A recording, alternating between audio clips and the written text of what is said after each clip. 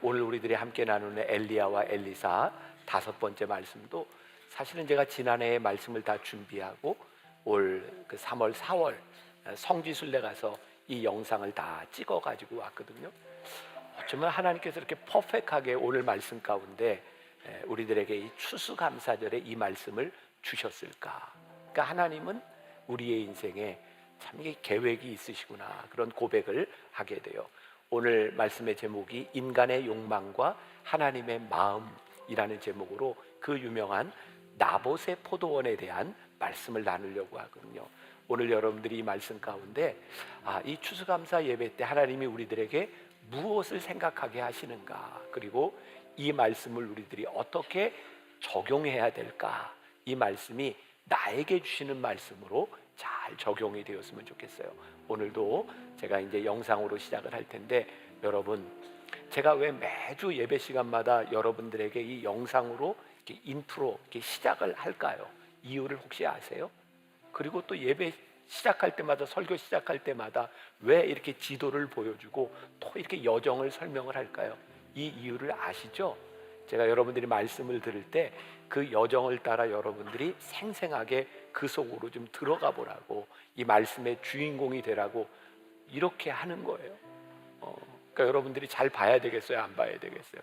잘 보고 그걸 여러분들 마음속에 그리고 이 말씀으로 들어가면 훨씬 더 좋을 것 같아요. 자, 시작합니다. 오늘 우리에게 주시는 하나님의 말씀은 열왕기상 21장 1절에서 29절입니다. 열왕기상 21장 1절에서 29절입니다. 본문의 말씀 중 일부만 봉독합니다. 여호와의 말씀이 디셉 사람 엘리야에게 임하여 이르시되, 너는 일어나 내려가서 사마리아에 있는 이스라엘의 아합 왕을 만나라. 그가 나봇의 포도원을 차지하러 그리로 내려갔나니 너는 그에게 말하여 이르기를, 여호와의 말씀이 내가 죽이고 또 빼앗았느냐고 하셨다 하고, 또 그에게 이르기를, 여호와의 말씀이 개들이 나봇의 피를 핥은 곳에서 개들이 내 피 곧 내 몸의 피도 핥으리라 하였다 하라. 이는 살아계신 하나님의 말씀입니다. 아멘. 로뎀나무에서 하나님의 위로를 받아 다시 일어난 엘리야. 자신의 사역을 이어갈 엘리사에게 기름을 붓는 동시에 이스라엘을 다시 종횡무진합니다. 그러던 엘리야에게 다시 하나님의 말씀이 임했습니다. 나봇의 포도원을 강제로 빼앗은 아합 왕 앞에 서라고 말이죠. 하나님의 명령에 따르고자 했던 나봇과 그를 모함하는 이세벨 사이에서 아무 행동도 취하지 않은 아합. 그는 대체 왜 그 모든 일들 앞에서 침묵한 걸까요? 오늘은 엘리야 선지자의 공적인 마지막 사역 이야기가 될 것 같습니다. 우리가 잘 알고 있는 나봇의 포도원에 대한 이야기. 자, 이곳은 이스르엘이라 불리는 정말 아름다운 평야고요.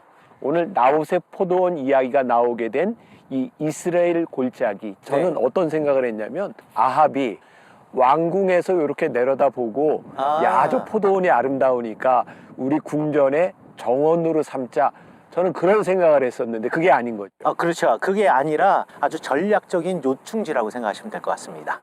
전문가의 안내를 좀 받으면 좋을 것 같아요. 네. 여기 나봇의 포도원이 있는 이곳을 갖다가 이스르엘, 텔 이스르엘이라고 부르는데요.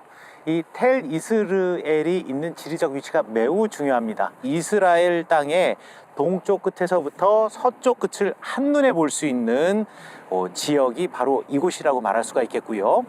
그 다음에 남북으로 족장의 길이 지나가고 해변길로 가게 될 때 이 지역 주변을 지나갈 수밖에 없는 곳이기 때문에 지대도 높고 그냥 길을 한눈에 볼 수 있고, 여기가 딱 병거성의 최적지거든요. 그런데 여기에 나봇이 포도 농사를 짓고 있네요. 아합의 입장에서는 이곳에 병거성을 만들고 싶어서 이 땅을 사고 싶은 마음이 들 수밖에 없겠죠. 그렇죠. 하나님의 땅은 하나님의 소유이기 때문에 사고 팔 수가 없었습니다. 그래서 침상에 누워서 전전긍긍하고 있으니 이세벨의 입장에서 우리 남편이 좀 이해도 안 가고 그럼 내가 이 일을 대신 해야지 라고 해서 이스라엘 요 주변에 있는 유력한 사람들과 서로 입을 맞춰서 이 나봇을 무고하게 고소하고 나봇을 죽인 후에 이 땅을 강탈하게 되었으니 이건 뭐 도덕적으로 사회적으로도 문제이지만 가장 크게는 하나님의 법인 나할라 제도가 무너지게 된 아주 중요한 사건이죠. 그렇다면 단순히 이게 땅을 하나 탐냈다 이 정도가 아니었을 것 같아요. 그러니까 아합은 그러니까 알고도 지은 죄. 네. 그러니까 이제 하나님 앞에서 그의 권력을 가지고 남의 것을 탐했다 정도가 아니라 하나님의 법을 넘어서는 그런 권력을 사용한 그런 죄가 될 수도 있을 것 같고, 이 아름다운 장소와 이 아름다운 풍경을 핏빛으로 물들게 했던 아합의 죄에 대한 이야기 말씀으로 들어갑니다.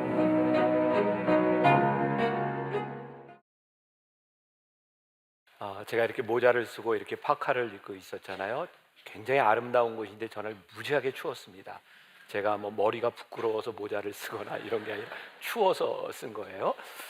우리 성지순례 팀들은 먼저 들어갔고요. 저기에는 어떤 유적도 이렇게 남겨져 있지 않습니다. 단지 그냥 아름다운 이스라엘 평야가 보일 뿐입니다. 제가 2박 3일 동안 남아서 우리 영상팀들과 함께 그 지역을 방문하고 영상을 찍어가지고 오게 되었어요. 자, 지도를 한번 다시 보면 도움이 될 것 같죠? 자, 우리가 계속해서 이제 복습을 하고 있습니다. 그릿 시내가가 보이죠? 이제 그릿 시내가에서 엘리야가 있다가 저기 사르밧에 하나님의 인도하심을 따라 가게 되었고, 그 과부와 함께 그 기름병이 마르지 않은 그런 기적을 경험하게 됩니다. 그리고 사르밧에 있던 엘리야가 하나님의 말씀을 따라 갈멜산으로 가게 됩니다. 거기서 영적 전투가 있었고 비가 오게 되죠. 그 승리에도 불구하고 엘리야는 이렇게 탈진하게 되었고 어디로 도망가요? 저 밑에 부엘세바로, 그리고 저 광야 속으로 들어가게 됩니다. 40주 40야를 광야에 들어가서 호렙산에서 하나님의 음성을 듣고 다시 부르심을 받게 됩니다. 다시 지도. 그리고 그 부르심을 받고 엘리야가 다시 저기 이스라엘로 올라가게 되죠. 자, 부엘세바를 이야기했을 때 지난주에 엘리야가 자기 사역지를 이탈했다고 기억나세요? 근데 이제 다시 엘리야가 사역지로 올라가게 되는 저 이스라엘, 저 골짜기는 너무나 아름다운 평원이 있는 지역입니다. 자, 이제 5번째 얘기했으니 이제 지도는 여러분들이 안 봐도 그리겠죠? 네, 이제 그 정도는 제가 이제 믿고 갑니다. 자, 이제 말씀으로 들어가 보도록 하겠습니다. 오늘 말씀은 열왕기상 21장 전체를 통틀어서 나봇의 포도원에 대한 이야기가 있습니다. 아합 왕이 갈취하게 되는데 그게 이세벨을 통해서 그 포도원을 갖게 되는 그런 이야기죠. 오늘 말씀의 초점은 아합이 가지고 있었던 권력, 그리고 그가 그 권력을 어떻게 남용했는가에 대한 이야기입니다. 자, 권력이라고 할 때 이런 왕권과 같은 엄청난 권력도 있지만 우리들 모두는 우리가 가지고 있는 권력이 있습니다. 사실 우리들이 짓는 죄는 우리의 권력 한도 내에서 짓는 죄일 것 같다는 생각이 들어요. 힘이 없는 사람은 죄 짓기가 참 힘듭니다. 제가 종종 그런 이야기를 해요. 이 사회의 가장 나쁜 놈은 누구냐? 머리 좋은데 나쁜 짓 하는 놈. 사실 머리가 안 좋은 사람은 큰 죄를 짓지 않습니다. 머리 좋은데 나쁜 짓 하는 사람이 제일 무섭다는 생각이 들어요. 자, 우리들에게는 모두 욕망이 있어요. 아합에게만 그런 욕망이 있었던 게 아니라 아합은 저기 나봇의 포도원을 보고 갖고 싶다 이런 생각을 했지만 여러분들에게는 어떤 욕망이 있을까요? 그게 어떤 지위에 대한 욕망일 수도 있고 어떤 돈에 대한 욕망일 수도 있고 우리들은 다 욕망을 가지고 삽니다. 문제는 욕망을 가지고 있는 그의 욕망을 실현하기 위하여 죄를 짓는다는 것이죠. 그러니까 욕망은 죄가 아닙니다. 욕망이 실현될 때 우리는 죄를 짓게 되어 있어요. 카일 아이들먼의 책 오늘 제자로 살기라는 책에 보면 사로잡거나 사로잡히거나 이런 표현이 나옵니다. 자, 벌써 시간이 많이 갔기 때문에 제가 지금 요약해서 설교를 좀 하려고 하고요. 궁금한 분은 토요 예배나 10시 예배를 보면 풀로 좀 설교가 다 돼 있을 것 같아요. 제가 좀 빨리빨리 지나갈 거고, 그 이유 중에 하나는 우리 오케스트라와 성가대원 중에 지금 3번째 예배를 드리는 분들이 있어요. 그래서 이분들을 생각하니 제가 조금 짧게 해야 되겠다는 마음이 들고요. 자, 여러분들은 졸 권리를 제가 드립니다. 그렇지만 여러분들은 누가 조나 보세요. 자, 조금 이제 빨리 가려고 하는데, 자, 오늘 제자로 살기라는 책에 보니까 우리들이 사로잡히거나 사로잡거나, 그러니까 우리의 욕망에 사로잡히면 처음에는 우리 머릿속에서 있는 이 욕망이 길이 됩니다. 그러면 욕망의 길을 따라가요. 그러니까 우리가 예수를 믿는다고 하는 것은 우리들 속에 일어나는 욕망을 어떻게 제어하느냐에 대한 부분이겠죠. 자, 오늘 말씀이 왜 추수감사절과 연결이 되는가? 대부분의 욕망의 죄라고 하는 것은 완벽해지거나 더 많이 가지려는 데서 시작되는 거예요. 오늘 이 추수감사절이 왜 중요한가? 사실 우리에게 감사하는 마음이 들면 우리는 욕망에 사로잡히지 않습니다. 왜? 감사한데. 근데 우리가 감사를 잃어버리면 자꾸 더 많이, 더 좋은 것, 이런 것들을 탐내게 되어 있는 거죠. 사실 우리들의 삶은 조금 부족한 대로 살아도 괜찮습니다. 왜? 그게 우리들에게 감사가 될 때 부족함은 우리들에게 문제가 되지 않는 거예요. 저는 제가 오늘 만나교회 담임 목사로 이 강단에서 설교하면서 진짜 감사한 게 있어요. 제 아내하고 저는 늘 그런 얘기를 하거든요. 둘이, 참 우리들은 하나님이 욕심을 주시지 않은 게 참 감사해. 목회하는 여정 가운데서 저에게 많은 욕심이 있었더라면 제가 지금과 같은 목회를 하지 않았을 것 같아요. 자꾸 더 많은 것, 더 좋은 것.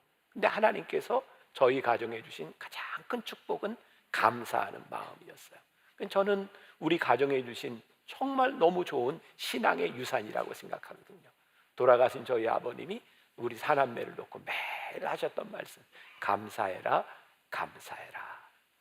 그게 너무 큰 유산인 거예요.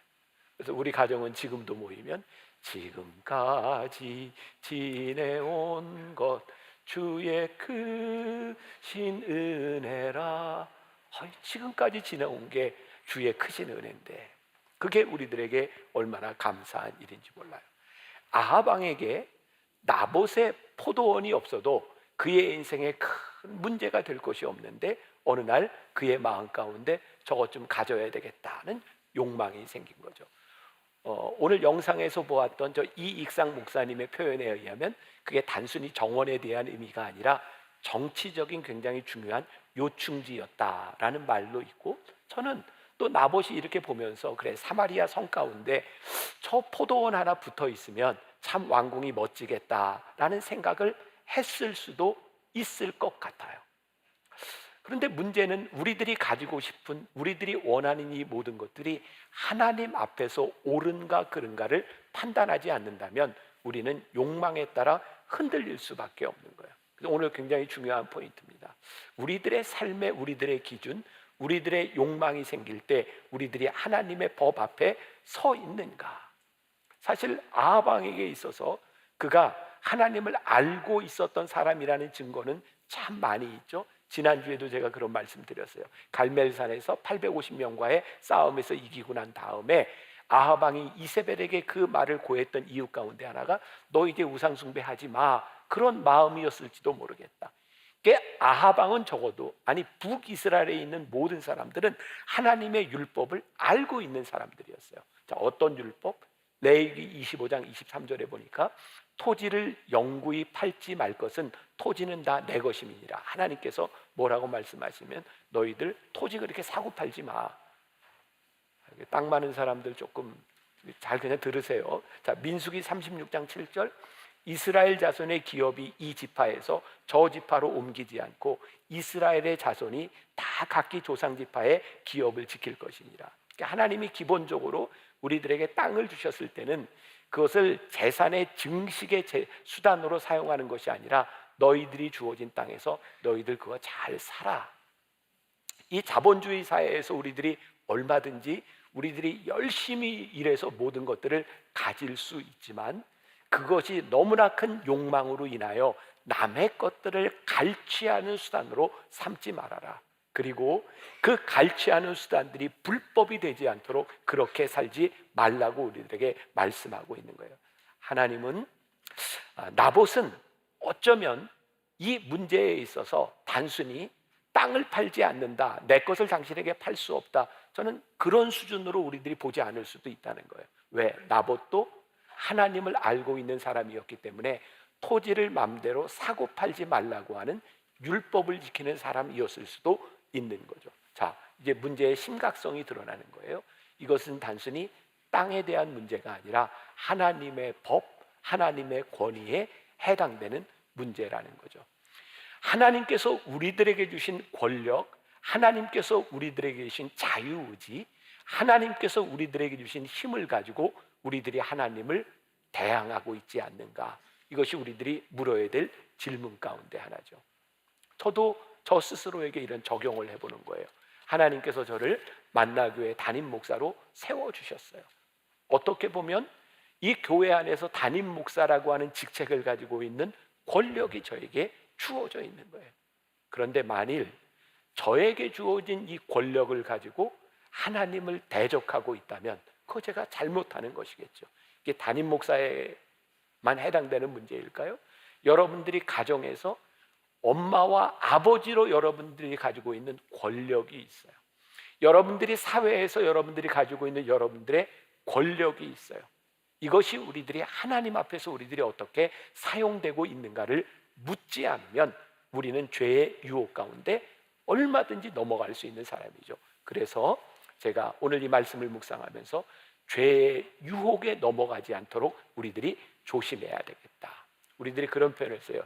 일말의 양심이 있다면, 아합에게는요 일말의 양심이 있었던 것 같아요.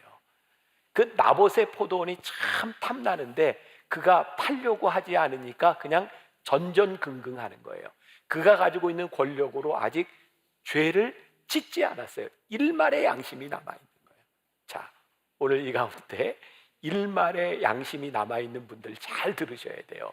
지금 내 속에 욕망은 있는데 요거는 진짜 안 되겠다. 일말의 양심이 남아있는데 이 일말의 양심을 무너뜨리는 게 있어요. 그게 누구냐면 누군가 옆에서 약간 탁 건드려주면 그 일말의 양심이 무너지죠. 우리들이 죄를 짓는 패턴을 보면요 어느 정도 일정한 것들을 보게 되는데 내가 이게 죄인 거 알아. 근데 이게 내가 양심이 있어서 이거는 죄를 지을 수 없어. 그런데 누군가 옆에서 조금만 탁 트리거 움직여주면 우리들이 죄 가운데 들어갈 수 있죠. 그렇게 죄에 넘어가는 사람이 가장 비겁한 사람입니다. 그리고 이렇게 얘기하죠. 나는 죄를 짓고 싶은 마음이 없었는데 누구 때문에 누가 동조해 줬어 라고 말하는 거죠. 저는 주변에서 제가 살아가면서 또 저에게도 그런 가능성이 있는데 진짜 비겁한 사람이 많다는 생각을 하거든요. 저도 이제 나이가 이제 들어가요. 요즘은 제가 깜짝깜짝 놀래요. 어떤 모임에 가면 젊은 목사님들이 저한테 어르신 오셨어요. 어르신?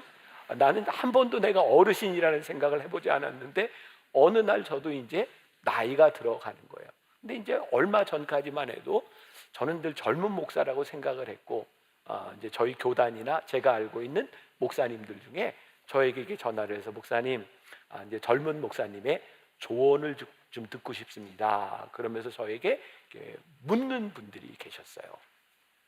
처음에는 제가요 물을 때 조언을 저에게 구하면 제 마음에 있는 그대로 이야기를 해드렸어요. 그리고 이제 깨닫게 된 게 솔직하면 안 되는구나. 인생이 힘들어져요.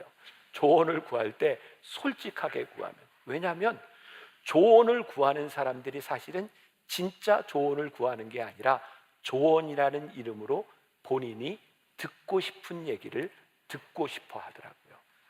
이게 참 쉬운 일이 아니구나. 근데 되게 저는 이제 목사니까 저와 연관된 저희 선배 목사님들이 저에게 어떤 조언을 구하냐면 평생 목회를 해오셨는데 뭔가 좀 허전한 거예요. 그래서 되게 나이가 들면 많은 분들이 다 그런 건 아니에요. 이제 교단에서 이렇게 이제 교단장, 이제 총회장이 되든 감독이 되든 그런 교단장이 되고 싶은 거예요. 근데 조언을 구하는 거예요. 김 목사님, 이게 사람들이 나한테 이렇게 이제 나이도 되고 교회도 이 정도 되니 이렇게 한번 교단장, 이렇게 감독이 되라고 하는데 이거 내가 어떻게 해야 될지 고민이네요. 사실은 고민이 아니에요. 저를 통해서 하세요. 이런 얘기를 듣고 싶은 거예요. 제가 우리 인간의 본성을 저도 이제 나이가 들면서 보게 되는 겁니다. 우리들이 죄를 지을 때는, 죄라고 하기까지는 그렇고, 우리들이 어떤 유혹에 넘어가는 굉장히 중요한 것 중에 하나는 누군가의 동의를 얻고 싶어 하는구나. 잘 구별할 수 있어야 돼요. 또 어느 정도 이렇게 나이가 들고 평생을 살아오다 보면 자기들이 살아왔던 삶에 대한 어떤 업적을 이루고 싶어 하는 경우들이 참 많죠. 그것을 우리가 기념비라고 말할 수도 있을 것 같아요. 기념비는 좋은 것과 나쁜 것 두 가지가 있는 것 같아요. 내가 살아왔던 신앙의 삶에 대한 기념비가 세워지는 건 굉장히 긍정적인데, 내 삶에 내 기념비를 세우고 싶은 것들은 사실은 유혹과 죄로 넘어갈 때가 많이 있죠. 제가 목사니까 목회적인 부분에서 예를 들자면, 평생을 목회한 분이 이렇게 목회를 해왔는데 목회에 대한 흔적을 남기고 싶어요.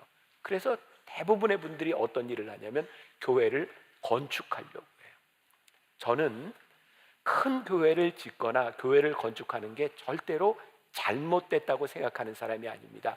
필요해서 교회를 건축하고 그 건축을 통해서 교회가 일을 하는 것은 저는 굉장히 바람직한 일이라고 생각을 합니다.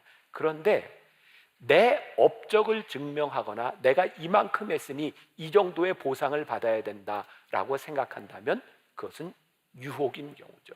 목회자에만 그럴까요? 여러분들의 삶에도 어느 날 여러분들의 삶의 업적을 기념하기 위하여 어떤 유혹에 빠지는 일이 얼마든지 있을 수 있다는 거예요. 자, 아합에게 그런 유혹이 온 거예요. 나에게 저 나봇의 포도원만 있으면 참 좋겠다. 우리가 상상하는 거지만 그가 왕이었는데, 북이스라엘의 왕이었는데 내가 이 정도 힘을 가지고 있으니, 첫날 그런 얘기했죠. 아합은 북이스라엘의 가장 강대했던 그 왕국을 이뤘던 사람이겠다. 그러니 내가 이 정도 힘을 가지고 있으니 이 정도의 왕궁, 이 정도의 정원을 가지는 것은 괜찮아라고 더 갖고 싶은 생각이 들었던 거죠. 근데 그게 안 되는 거예요. 근데 그때 우리가 이런 표현을 쓰죠. 울고 싶은 아이 뺨 한 대 때려준다. 울고 싶은 아이 뺨 때려주면 얼마나 좋아요? 울 수 있는. 근데 바로 이 아합에게 그런 일이 일어난 거죠. 요거 가지고 싶은데 안 되는데 요거 어떡하지 그러는데 그의 아내였던 이세벨이 나타나요. 이세벨이요, 아주 나쁜 인 것 같아요. 참 좋은 아내하고 사는 건 큰 축복이다. 나는 복 받은 사람이다. 우리 집사람은 어디 있나 모르겠어요. 자, 이세벨이 뭐라고 얘기해요? 7절에 보니까, 자, 그의 아내 이세벨이 그에게 이르되 왕이 지금 이스라엘 나라를 다스리시나이까? 일어나 식사를 하시고 마음을 즐겁게 하소서. 내가 이스라엘 사람 나봇의 포도원을 왕께 드리리이다. 이게 굉장히 기분 나쁜 얘기인 거예요. 지금 왕비가 왕에게 왕이 지금 이스라엘을 다스리시나이까? 이게 무슨 말이에요? 당신이 다 다스리시는데 그거 왜 못 가져옵니까? 얼마든지 할 수 있지. 염려하지 마세요. 내가 알아서 할 테니까. 아주 묘하게 자존심을 자극하는 일이었죠. 그리고 이 아합 왕은 그래 나는 아무것도 안 해. 그리고 수수방관합니다. 이게 얼마나 치사한 죄인지 몰라요. 네, 우리들 중에 참 많은 사람들이 이렇게 내가 죄를 짓지 않았다고 하는 것만으로, 내가 손대지 않았다는 것만으로 수수방관하며 이 유혹과 죄에 빠질 때가 많이 있어요. 저를 포함해서 우리 그리스도인들이 이런 비겁한 사람이 아니었으면 좋겠다. 죄는 죄인 것이고 유혹은 유혹인 것이에요. 하나님은 이것을 그냥 두시지 않습니다. 자, 창세기에 보면 아담과 하와가 뱀의 유혹에 넘어가는 이야기가 나오죠. 생각해 보세요. 하나님께서 아담과 하와에게 너희들에게 이 에덴 동산의 모든 것들을 허락한다. 다 먹어. 근데 선악과만 먹지 마. 근데 뱀이 와서 아주 기분 나쁘게 자존심을 자극합니다. 하나님이 너희 다 먹지 말랬다며. 그 순간에요, 하나님이 그들에게 주셨던 축복이 축복으로 느껴지지 않는 겁니다. 묘하게 자존심을 건드는 겁니다. 우리의 삶에 감사가 사라지고 하나님이 우리들에게 주신 은혜가 은혜로 느껴지지 않을 때 우리는 얼마나 쉽게 유혹에 넘어가는지 몰라요. 문제는 우리 욕망의 정체를 마주하려고 하지 않기 때문에 우리는 쉽게 욕망에 넘어간다는 거예요. 전 또 그런 생각을 해요. 우리가 하나님 앞에, 하나님의 법 앞에 서지 않는다면 우리는 정말 쉽게 죄에 넘어갈 수 있는 존재들이다. 그러니까 이 나봇의 포도원의 이야기를 보면서 우리가 추수감사절을 지나가면서 우리들의 삶이 언제든지 하나님 앞에, 하나님의 법 앞에 서 있어야 된다는 것을 잊지 말아야 된다는 거예요. 문제의 심각성, 지금 아합의 가장 큰 심각성은 뭔지 아세요? 아무도 사람들이 아합 왕 앞에 와서 당신이 잘못했습니다라고 이야기하지 않는다는 거예요. 이번 주간이에요. 제가 오늘 아침에도 우리 국장 목사님들 만나서 잠깐 회의를 했는데 요즘 저에게 들리는 이야기가 있어요. 이게 얼마나 사실인지는 모르겠지만 우리 교회 교인들 가운데 담임 목사한테 뭔가를 좀 건의하고 이야기하려고 하는데 그런 소리도 들는데, 담임 목사님한테 그런 얘기하는 거 아니야? 그렇게 얘기하면 신앙생활 고달퍼져. 얘기하지 마. 이런 얘기, 몇 사람의 이야기인지 모르지만 그 얘기를 들으면서 제가 위기다라는 생각을 했어요. 그래서 우리 국장 목사님들 만들어 모아놓고 이런 이야기가 들리는데, 언제부터인가 우리 교회가 전통적인 교회가 되고 있고 우리가 뭔가 쌓여 있어서 사람들의 이야기를 듣지 못한다면 우리가 언제 어떻게 잘못될지 모른다. 우리가 민감하게 하나님 앞에 서고 민감하게 사람들의 이야기를 듣지 않는다면 우리는 언제 이 리더의 위기 가운데 빠질지 모른다는 생각이 들었어요. 저에게 그런 두려움이 찾아왔어요. 아합에게 바로 그런 순간이 찾아온 거예요. 아무도 아합 왕에게 당신이 잘못됐다는 이야기를 하지 않습니다. 당신이 무섭기 때문에, 당신이 권력을 가지고 있기 때문에 아무도 당신에게 그런 이야기를 하지 않습니다. 이것이 단순히 정치적인 권력에 대한 문제일 뿐만 아니라 여러분들의 가정에서, 여러분들이 주변에서 만나는 신앙의 동역자들이 더 이상 여러분들에게 아무런 이야기를 하지 않고 당신이 무엇이 잘못됐는지를 이야기하지 않는다면 우리는 굉장히 심각한 위기 가운데 들어서 있는 거예요. 제일 무서운 것이 무엇이냐? 죄에 대한 무감각인 거예요. 자, 오늘 말씀에 이제 결론으로 들어갑니다. 그 아합 왕을 하나님이 찾으셨어요. 오늘 본문 말씀 20절 보겠습니다. 아합이 엘리야에게 이르되 내 대적자여 내가 나를 찾았느냐? 대답하되 내가 찾았노라. 내가 내 자신을 팔아 여호와 보시기에 악을 행하였으므로. 이게 지금 무슨 얘기냐면 하나님께서 엘리야를 아합에게 보내셨어요. 이제 저기 밑에 브엘세바 저 광야에서 이제 이스라엘로 보내신 거예요. 그림이 그려지죠. 위에 올라간 거예요. 그랬더니 이제 아합 왕이 이 나봇의 포도원을 갈취하고 죄를 졌는데 내가 나를 찾았느냐? 내가 너를 찾았다. 이 말은 뭐야? 하나님이 아합을 찾으신 거예요. 참 놀랍죠? 하나님이요, 죄를 지은 자도 찾으시고 하나님께 부르짖는 자도 찾으세요. 유명한 예레미야 33장 3절 말씀에 있습니다. 너는 내게 부르짖으라. 내가 내게 응답하겠고 내가 알지 못하는 크고 비밀한 일을 내게 보이리라. 오늘 여러분들이 하나님 앞에 부르짖으며 기도할 때 하나님께서 우리를 찾아주실 뿐만 아니라 오늘 하나님 앞에 범죄하고 하나님의 낯을 피하여 숨은 자들도 하나님이 찾으시는 거예요. 하나님께 부르짖는 자에게 하나님의 찾으심은 기쁨이지만 하나님의 낯을 피한 자에게 하나님의 부르심은 두려운 일이에요. 자, 정리해 봅시다. 아합이요, 어찌 보면 그렇게 큰 죄를 짓지 않은 것 같아요. 그는 직접 사람을 죽이지도 않았고 직접 살인을 교사하지도 않았어요. 누가 했냐면 이세벨이 사람들을 시켜서 아주 절차의 정당성을 지키려고 노력하죠. 율법에 의하면 하나님을 저주하는 자, 이렇게 왕을 저주하고 하나님을 저주하는 자에게 두세 사람의 증인이 있어서 이 사람이 저주했습니다라는 것을 증언해주면 돌로 쳐서 죽일 수 있었어요. 이세벨이요, 사람들을 사서 거짓 증인을 만들어서 그렇게 나봇을 죽입니다. 왜? 절차의 정당성을 만든 거예요. 여러분들에게 굉장히 중요한 말씀을 드리고 싶어요. 저는 지금 우리 한국의 정치판을 보면서 여나야나 똑같이 절차의 정당성을 가지고 법적으로 그런 이야기들을 참 많이 합니다. 근데 여러분들 눈에요, 절차의 정당성이 아니라 그 절차를 만드는 사람들의 마음이 보여야 합니다. 저는 우리가 잘 판단할 수 있는 사람이 되어야 되고요, 우리들 모두가 하나님 앞에 우리를 잘 점검할 수 있는 사람이 되어요.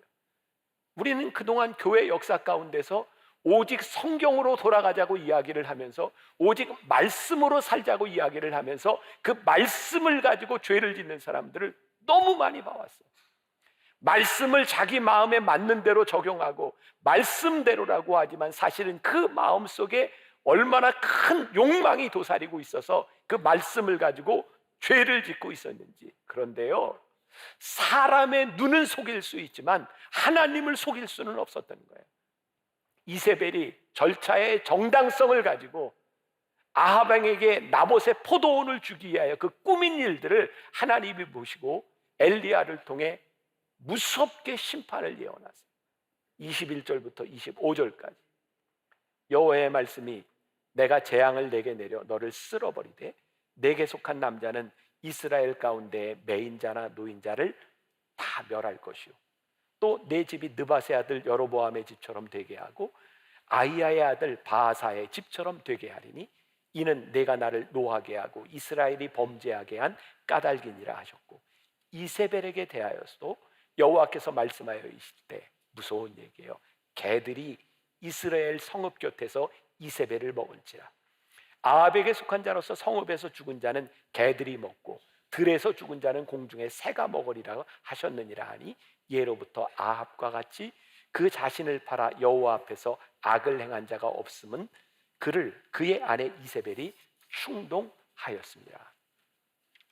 무서운 죄를 짓고 이 무서운 심판을 이야기하시는데, 하나님은 아합이 얼마나 무서운 죄를 지었는지 그의 속마음을 보고 계셨던 거예요. 근데 여기에서 우리가 이해할 수 없는 일이 일어나요. 자, 27절, 28절, 29절.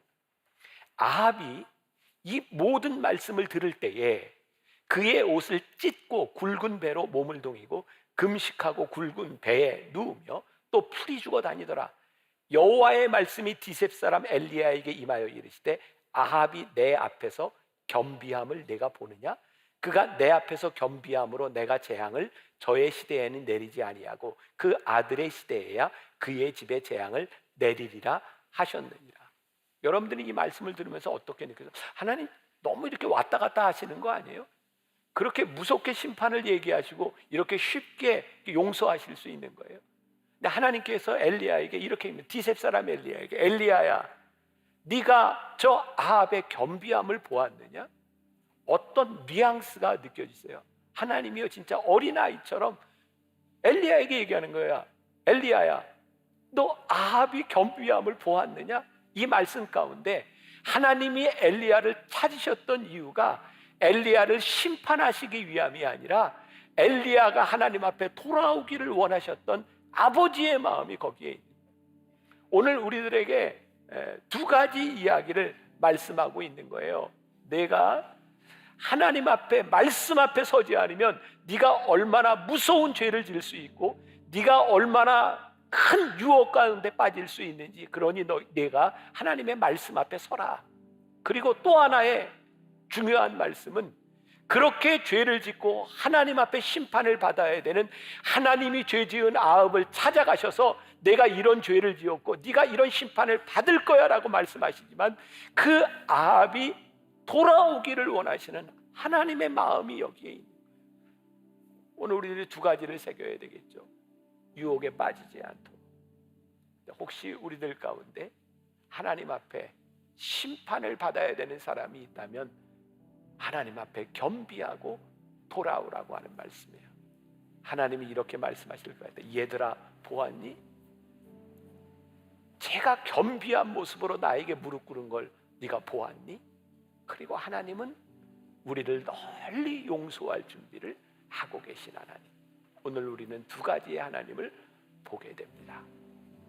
오늘 이 추수감사절에 여러분들의 삶에 감사를 잃어버리고 욕망에 빠지거나 유혹에 빠지지 않는 사람이 될 수 있기를, 그리고 여러분들의 삶이 하나님의 뜻에서 벗어나 있다면 하나님 앞에 겸비하여 돌아오기를 원하시는 하나님의 마음 앞에 무릎을 꿇는 여러분들이 될 수 있기를 주님의 이름으로 간절히 축원합니다. 우리 같이 찬양하며 기도하면 좋겠습니다. 보소서 주님, 나의 마음은 보소서 주님, 내게 주소서. 나를 향하신 주님의 뜻이 이루어지도록 주님 마음 내게 주소서. 주님 마음 내게 주소서. 주님 마음 내게 주소서. 내 아버지 주님 마음 내게 주소서. 나를 향하신 주님의 뜻이 이루어지도록